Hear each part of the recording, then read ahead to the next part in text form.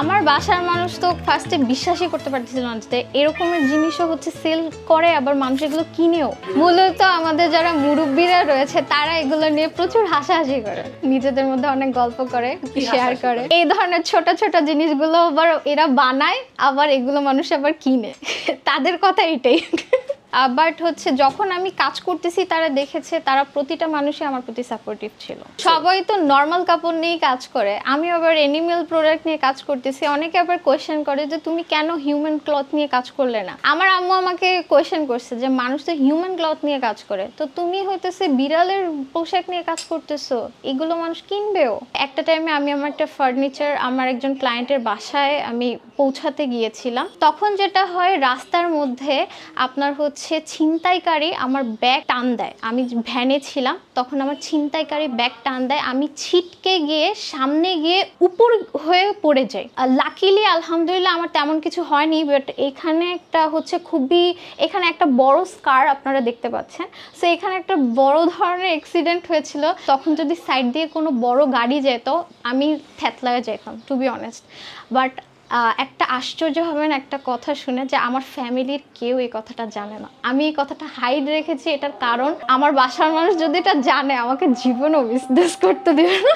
এমন একটা টাইমে আমি হচ্ছে সাইবার বুলিংয়েরও শিকার হই, ইভেন হ্যারাসমেন্টেরও শিকার। পরবর্তীতে অ্যাকশনে যাওয়ার পরে এইটার হচ্ছে একটা জাস্টিস করা হয়। কেন এটা নিয়ে কাজ করেছি সেটা অনেকের কাছেই হচ্ছে কনফিউজিং, বাট এটার পিছনের রিজনটা হচ্ছে যে আমি আমার এডুকেশনটাও কমপ্লিট করেছি হচ্ছে বিজনেসের টাকা দিয়ে।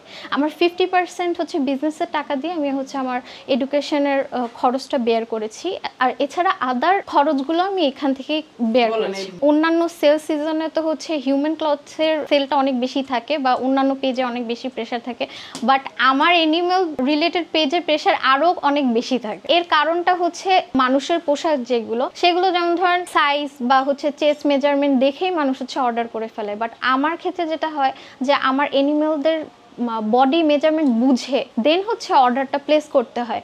বিকজ হচ্ছে অনেক ক্লায়েন্ট কিন্তু হচ্ছে বিড়াল সম্পর্কে ধারণা রাখে না, অনেকেই থাকে নতুন থাকে, অনেকে হচ্ছে বিড়ালদের ওজন বা ওদের কোন ড্রেসটা বা কোন সাইজটা ওদের অ্যাকুরেট হবে এগুলো হচ্ছে ক্লায়েন্টরা বুঝে না। মূলত হচ্ছে ঈদের সময়গুলো বা উইন্টারের সময়গুলোই হতেছে আমরা যারা অ্যানিমেল নিয়ে কাজ করি তাদের হচ্ছে সেল সিজন, বিকজ তখন ডিমান্ড অনেক বেশি থাকে। এখনই এমন একটা টাইম যখন মানুষ খুঁজে যে এইটা কোথায় পাওয়া যায়, ঠিক আছে, অ্যানিমেল ক্লথটা কোথায় পাওয়া যায়। আমি অনেকে যখন নিউ অ্যানিমেল ওনার হয় তারা কিন্তু জানে না যে অ্যানিমেল পেজ কোনটা বা কি, তো তারা কিন্তু এই জিনিসটা হচ্ছে খুঁজে খুঁজে বের করে। সো সবার একটা এক্সাইটমেন্ট কাজ করে, সবাই চায় হচ্ছে ঈদের সময় নিজের সাথে ম্যাচিং করে বিড়ালের ড্রেস পরাতে। ক্লায়েন্টরা সারপ্রাইজ হয়ে যায়, আর আমার কাছে হচ্ছে বিড়ালদের হাঁটাহাঁটি দৌড়াদৌড়ি এগুলো হচ্ছে ভিডিও করে পাঠিয়ে দেয়। সবাই তো অনেক বেশি খুশি হয়, মেইনলি খুশি হয় যে ফিটিং নিয়ে, বিকজ হচ্ছে মোস্টলি দেখা যাচ্ছে বিড়ালের মেজারমেন্ট বোঝা কিন্তু অনেক টাফ।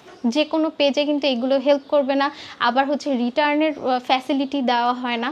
সো আমি যে রকমের হচ্ছে যে এক্সচেঞ্জের একটা অপশন রাখি বা তাদের জন্য এক্সট্রা ফ্যাসিলিটি রাখি, এই কারণে হচ্ছে তারা অনেক বেশি খুশি থাকে। সো এইটা যখন আমি দেখতে পাই এটা আমার কাছে অনেক বেশি খুশির রিজন। অনেক সময় দেখা যায় আমার পেজের পোশাক পরিয়ে অনেক জায়গায় মানুষ হচ্ছে প্রোগ্রামে পারফরমেন্স করতেছে, ফার্স্ট সেকেন্ড হচ্ছে। সো আমার পোশাক পরানো যারা হচ্ছে অডিয়েন্স রয়েছে বা যে ক্লায়েন্ট রয়েছে তারা অনেক সময় দেখা যায় প্রথম পর্যায়ে থাকে, দ্বিতীয় পর্যায়ে থাকে। সো এটা আমার কাছে অনেক বেশি খুশির রিজন। এই যে পেট ক্যারিং ব্যাগ এগুলোতে কমপ্লিটলি আমি হচ্ছে হ্যান্ড পেইন্টের কাজ করেছি, এছাড়া আরও রয়েছে।